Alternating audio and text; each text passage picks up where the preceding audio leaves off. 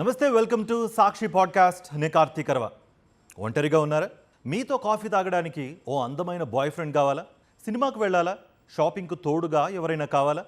అది పెద్దగా ఖర్చు లేకుండా కేవలం కొన్ని వందల రూపాయలకే ఇలాంటి ప్రకటన సోషల్ మీడియాలో కనిపిస్తే మీకు అది ఓ సరదా ఆఫర్లా అనిపించవచ్చు. కానీ అదే మీకోసం వేసిన సైబర్ క్రైమ్ వల కావచ్చు. ఇప్పుడు హైదరాబాద్ పోలీసులు ఇదే విషయంలో యువతులను ప్రత్యేకంగా అలర్ట్ చేస్తున్నారు. సోషల్ మీడియాలో వైరల్ అవుతున్న రెంట్ ఏ బాయ్ ఫ్రెండ్ అనే ప్రకటనల వెనుక సైబర్ మోసగాళ్లు ఉండే అవకాశం ఉందని Hyderabad police commissioner VC Sajjanar హెచ్చరించారు. అసలు ఈ రేట్ కార్డుల కథేంటి?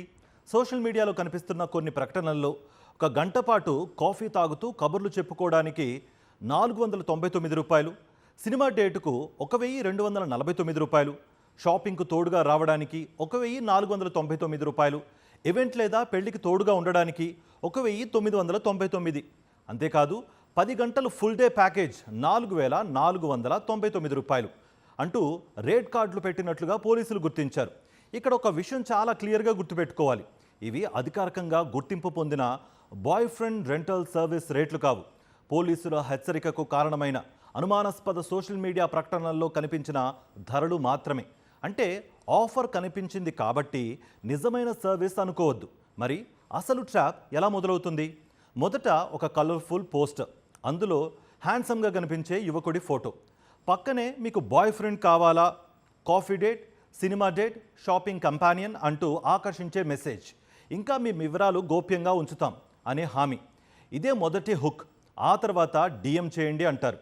మీరు మెసేజ్ చేస్తే మాటలు మొదలవుతాయి. మీ వ్యక్తిగత వివరాలు అడుగుతారు. ఫోన్ నెంబర్, పేరు, వయసు, ఫోటోలు, ఎక్కడుంటారు, ఏం చేస్తారు అంటూ నెమ్మదిగా మీ గురించి సమాచారం సేకరిస్తారు. ఇక్కడే మరో ప్రమాదం కూడా ఉంది. పోలీసుల పరిశీలన ప్రకారం ఈ ప్రకటనల్లో కనిపించే వ్యక్తుల ఫోటోలు నిజమైన వ్యక్తులవే కాకపోవచ్చు. ఏఐతో రూపొందించిన ఫోటోలు లేదా మోసపూరిత ప్రొఫైళ్లు ఉపయోగించే ఛాన్స్ కూడా ఉంది.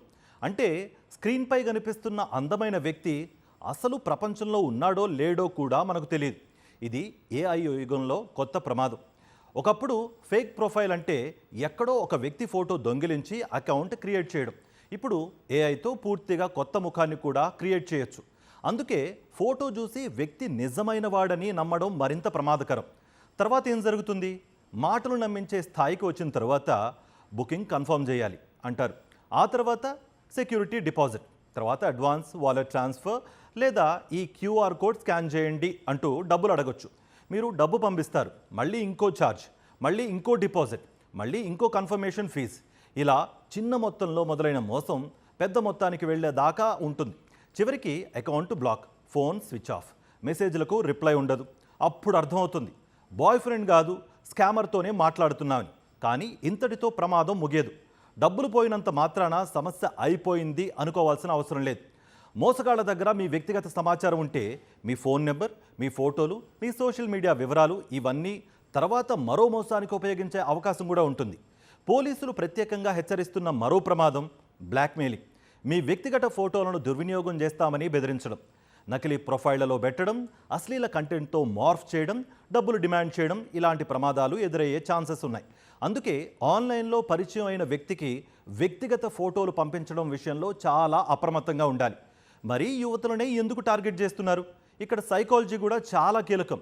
యుక్త వయసులో ఆకర్షణ, ఒంటరితనం, తోటి వారితో పోల్చుకోవడం, సంబంధాలపై ఆసక్తి ఇవన్నీ సహజమైన భావోద్వేగాలు. మోసగాళ్లు కూడా ఇదే బలహీనతలను టార్గెట్ చేస్తారు. ముందుగా అటెన్షన్, తర్వాత ఫ్రెండ్షిప్, ఆ తర్వాత ట్రస్ట్, చివరికి మనీ లేదా పర్సనల్ డేటా. అంటే ఇది కేవలం డేటింగ్ స్కామ్ మాత్రమే కాదు. ముందుగా మనసును టార్గెట్ చేసి ఆ తర్వాత డబ్బును లేదా వ్యక్తిగత సమాచారాన్ని టార్గెట్ చేసే సోషల్ ఇంజనీరింగ్ ట్రాప్. ఇది ఒక హైదరాబాద్లో సమస్యనా? ఇప్పటి వరకు హైదరాబాద్ పోలీసులు గుర్తించిన ఈ ప్రత్యేక రెంట్ ఏ బాయ్ ఫ్రెండ్ ప్రకటనలపై దర్యాప్తు కూడా కొనసాగుతోంది. ఈ నెట్వర్క్ను ఎవరు నిర్వహిస్తున్నారు? ఎక్కడి నుంచి ఆపరేట్ చేస్తున్నారు? ఎంతమందిని టార్గెట్ చేశారు? ఎంతమంది డబ్బులు కోల్పోయారు అనే విషయాలపై పోలీసులు ఆరాధిస్తున్నారు, పరిశీలిస్తున్నారు. ప్రాథమికంగా ఇతర రాష్ట్రాల నుంచి ఆపరేట్ చేస్తున్న అవకాశం ఉందని సజ్జనార్ పేర్కొన్నట్లుగా నివేదికలు వెల్లడించాయి. అందుకే ఇది కేవలం ఒక సోషల్ మీడియా అకౌంట్ సమస్యగా చూడలేం. ఇది సైబర్ క్రైమ్ నెట్వర్క్లో భాగమా అన్నదే ఇప్పుడు కీలక ప్రశ్న. దేశంలో సైబర్ క్రైమ్ ఎంత వేగంగా పెరుగుతోందో ఇక్కడ ఎన్సీఆర్బీ తాజా గణాంకాలు చూస్తే పరిస్థితి మరింత స్పష్టమవుతుంది. 2024లో దేశవ్యాప్తంగా 1,01,928 సైబర్ క్రైమ్ కేసులు నమోదయ్యాయి. 2023లో ఈ సంఖ్య 86,420. 2022లో 65,893. అంటే రెండేళ్లలోనే నమోదైన కేసులు గణనీయంగా పెరిగాయి. 2024లో ఎన్సీఆర్బీ డేటాలో సైబర్ ఫ్రాడ్ కింద నమోదైనవి 29,758 కేసులు. చీటింగ్ కేటగిరీలో 19,296 కేసులు. సైబర్ బ్లాక్మెయిలింగ్, థ్రెటనింగ్ కేసులు 601, ఫేక్ ప్రొఫైల్ కేసులు 266 నమోదయ్యాయి. ఈ సంఖ్యలు ఒక విషయం చెబుతున్నాయి. సైబర్ క్రైమ్ మారుతోంది. మోసగాళ్లు కేవలం ఓటీపీలు, బ్యాంకు ఖాతాలకే పరిమితం కావడం లేదు. ఇప్పుడు మనుషుల భావోద్వేగాలనే టార్గెట్ చేస్తున్నారు వీళ్ళు. ఏఐ వచ్చాక ఈ మోసాలు ఎందుకు మరింత ప్రమాదకరంగా మారాయి? ఒక ఫేక్ ఫోటో తయారు చేయడం, ఒక నకిలీ సోషల్ మీడియా ప్రొఫైల్ సృష్టించడం, ఒక వ్యక్తిలాగా మెసేజ్లు పంపించడం, ఇవన్నీ గతంలో కూడా సాధ్యమే. కానీ ఏఐతో నకిలీ ఫోటోలు మరింత నమ్మదగినట్లుగా కనిపించవచ్చు. నకిలీ కంటెంట్ను వేగంగా తయారు చేయొచ్చు. అందుకే ఫోటో బాగుంది కాబట్టి నిజమైన వ్యక్తే అనే లాజిక్ ఇక పనిచేయదు. డిజిటల్ ప్రపంచంలో చూసింది నిజం కావచ్చు, కాకపోవచ్చు కూడా. మరి మనం ఏం చేయాలి? మొదటి రూల్, సోషల్ మీడియాలో కనిపించే రెంటే బాయ్ ఫ్రెండ్ లాంటి ప్రకటనలకు స్పందించే ముందు జర ఆలోచించండి. రెండోది, advanced security deposit, booking fee పేరుతో డబ్బులు పంపించొద్దు. మూడోది, తెలియని వ్యక్తులకు వ్యక్తిగత ఫోటోలు, ఐడి వివరాలు, చిరునామా, బ్యాంకు వివరాలు అస్సలు పంపించొద్దు. నాలుగోది, క్యూఆర్ కోడ్ స్కాన్ చేయమంటే వెంటనే చేసేయద్దు. ఐదోది, ఫేక్ ప్రొఫైల్ లేదా అనుమానాస్పద సోషల్ మీడియా అకౌంట్ కనిపిస్తే స్క్రీన్షాట్లు తీసుకుని ఆధారాలను భద్రపరచుకోండి. జాతీయ సైబర్ క్రైమ్ రిపోర్టింగ్ పోర్టల్లో అనుమానాస్పద ఫోన్ నెంబర్లు, సోషల్ మీడియా యూఆర్ఎల్స్, వెబ్సైట్లు వంటి వివరాలను కూడా రిపోర్ట్ చేసే సదుపాయం ఉంది. ఒకవేళ డబ్బులు పోతే ఇక్కడ ఈ సిచ్యువేషన్లో ఆలస్యం ఏ మాత్రం చేయకండి. 1930 ఇది జాతీయ cyber crime help line. Online ఆర్థిక మోసం జరిగిన వెంటనే 1930కు కాల్ చేయాలని అధికారిక సైబర్ క్రైమ్ పోర్టల్ సూచిస్తోంది. అలాగే నేషనల్ సైబర్ క్రైమ్ రిపోర్టింగ్ పోర్టల్లో ఫిర్యాదు కూడా చేయొచ్చు.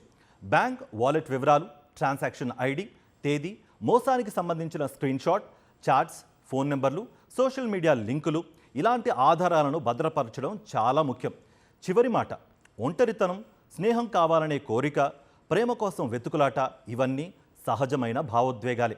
కానీ స్క్రీన్ అవతల ఉన్న వ్యక్తి నిజంగా ఎవరో తెలియకుండానే అతన్ని నమ్మడం మాత్రం చాలా ప్రమాదకరం. 499కి కాఫీ, 1249కి సినిమా, 1499కి షాపింగ్, 1999కి ఈవెంట్, 4499కి ఫుల్ డే ధరలు ఆకర్షణీయంగా కనిపించవచ్చు. కానీ ఆఫర్ వెనుక ఉన్న వ్యక్తి నిజమైన వాడా? ఫోటో నిజమేనా? అకౌంట్ నిజమేనా? సర్వీస్ నిజంగా ఉందా? ఈ 4 ప్రశ్నలకు సమాధానం తెలియకుండా ఒక్క రూపాయి కూడా పంపకండి. ఎందుకంటే ఇది బాయ్ ఫ్రెండ్ను రెంట్కు తీసుకునే కథ కాకపోవచ్చు. మీ నమ్మకాన్నే రెంట్గా తీసుకుని మీ డబ్బు, మీ డేటా, మీ ప్రైవసీని దోచుకునే సైబర్ ట్రాప్ కావచ్చు.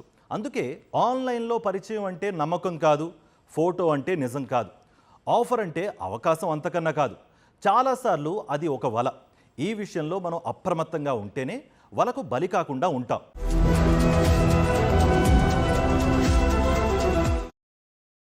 మరిన్ని అప్డేట్స్ కోసం ఛానల్ ను సబ్స్క్రైబ్ చేయండి. నోటిఫికేషన్స్ కోసం బెల్ ఐకాన్ పై క్లిక్ చేయండి. మరిన్ని అప్డేట్స్ కోసం ఛానల్ ను సబ్స్క్రైబ్ చేయండి. నోటిఫికేషన్స్ కోసం బెల్ ఐకాన్ పై క్లిక్ చేయండి.